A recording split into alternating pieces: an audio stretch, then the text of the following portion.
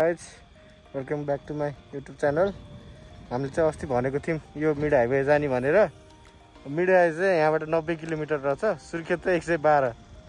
हामी कुन हाइवे जाने भनेर दोधारमा परेर हामी कन्फ्युज भइरहेको। केटाहरू आउँदैछन्, केटाहरूको वेट गरिरहेछौँ। अस्ति हामी यो तलतिरको बाटो आएको, अब हामी हेरौँ कुन बाटो जान्छौँ। यो बाटो गयौँ भने चाहिँ हामी यही बाटोको बारेमा भनिदिन्छौँ कस्तो चाहिँ के कसो छ। लास्टमा चाहिँ हामी कुन बाटो बेटर त्यो पनि भनिदिन्छौँ।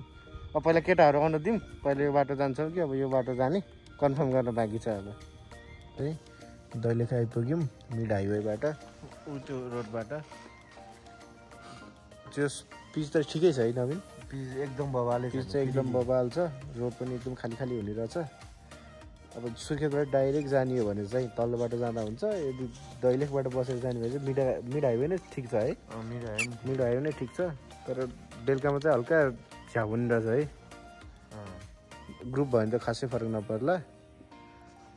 ल त्यही नै हो, त्यही इन्फर्मेसनको लागि मात्र हो यो बाटोको लागि।